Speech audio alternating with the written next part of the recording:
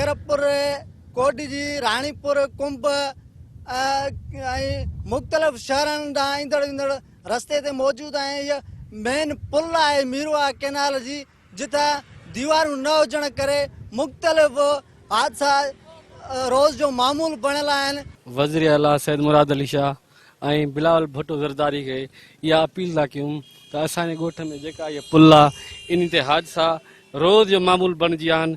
इन करे बराए महिरबानी असांखे इहा पुल ठहिराए ॾिनी वञे। असांजी इहा ई सिंध हुकूमत खे इल्तिजा आहे त जल्द में जल्द असांजे मीरवा जी पुल ठहिराए ॾिनी वञे।